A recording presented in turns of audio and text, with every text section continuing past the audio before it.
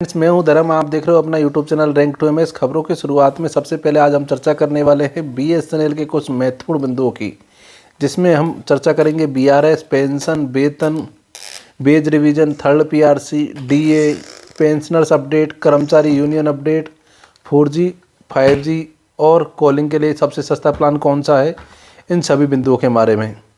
हालांकि कुछ मुद्दे हैं जो अभी तक भी स्पष्ट हैं, जैसे कि थर्ड पीआरसी का अंतिम डिसीजन, वेतन संशोधन की समय सीमा, ये विषय जटिल हैं और सरकारी नीतियों पर निर्भर करते हैं। वहीं बीएसएनएल की 4G, 5G की प्रगति किफ़ायती प्लान ग्राहकों को आकर्षित करते हैं, जिसके कारण कंपनी ने लगभग 25 लाख से ज़्यादा नए उपयोगकर्ता जोड़े हैं। तो चलो चर्चा करते हैं हम बीआरएस से। तो बीएसएनएल ने हाल ही में दूसरी बीआरएस योजना प्रस्तावित की है, जिसका कर्मचारी यूनियनों ने विरोध किया। पहली जो 2020 में लागू की थी।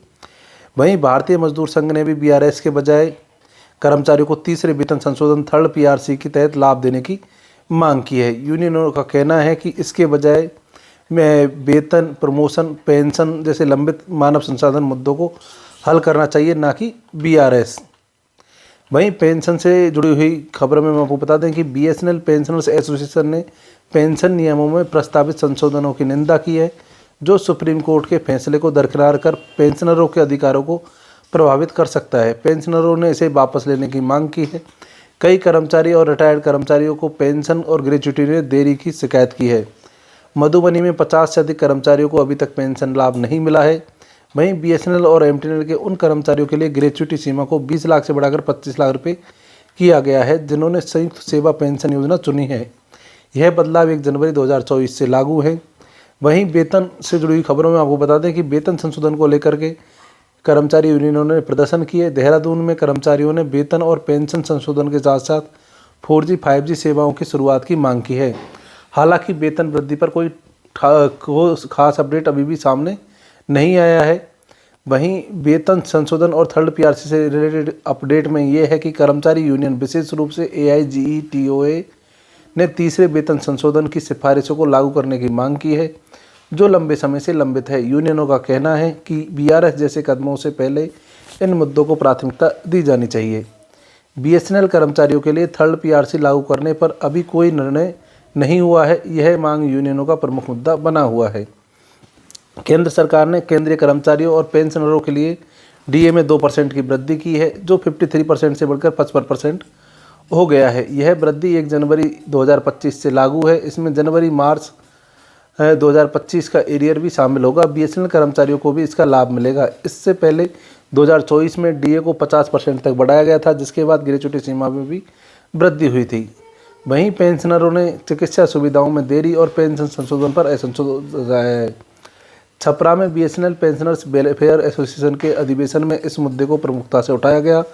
वहीं एनसीसीपीए ने बीएसएनएल सहित विभिन्न विभागों के पेंशनरों के लिए बेहतर स्वास्थ्य सुविधाओं, मासिक चिकित्सा भत्ते में वृद्धि और पुरानी पेंशन योजना की बहाली की मांग की है।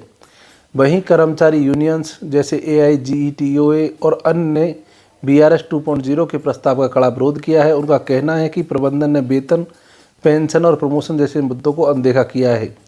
यूनियनों ने बीएसएनएल की नकदी संकट के लिए प्रबंधन को जिम्मेदार ठहराया है।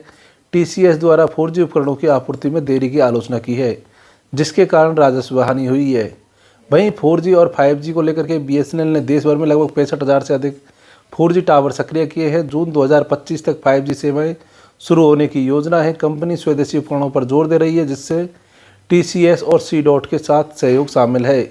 बिहार ने 15 जनवरी से 3G सेवाएं बंद कर दी हैं और नेटवर्क को 4G में अपग्रेड किया गया है। 4G 5G सिम अपग्रेड मुफ्त है। बीएसएनएल ने हाल ही में 7 नई सेवाएं शुरू की है, जिनमें spam blocking, automated SIM kiosk और खनन कार्यों के लिए कम विलंबता 5G कनेक्टिविटी शामिल है। बीएसएनएल का सबसे कॉलिंग का सस्ते प्लान 59 रुपीज़ का है, जिसमें 7 दिन की वैलिडिटी मिलती है। इसके अलावा 439 रुपये का विशेष टैरिफ वाउचर है, जो 90 दिनों तक अनलिमिटेड कॉलिंग प्रदान करता है, लेकिन इसमें डेटा शामिल नहीं है। यह उन उपयोगकर्ताओं के लिए उपयुक्त है जो केवल कॉलिंग चाहते हैं। बीएसएनएल ने 797 रुपये में 300 दिनों का प्लान भी पेश किया है, जिसमें कॉलिंग के साथ सीमित डेटा लाभ शामिल है। तो ये थे कुछ महत्वपूर्ण मुद्दे, जैसे कि थर्ड पीआरसी और वेतन संशोधन। इनका अभी तक कोई फिक्स समय सीमा और अंतिम डिसीजन नहीं आया है। वहीं पर 4G और 5G की प्रगति और किफ़ायती प्लान ग्राहकों को आकर्षित कर रहे हैं। ये तो थी BSNL से जुड़ी अब तक के सभी लेटेस्ट अपडेट। मिलते हैं नेक्स्ट वीडियो में नेक्स्ट न्यूज़ के साथ में, तब तक के लिए धन्यवाद।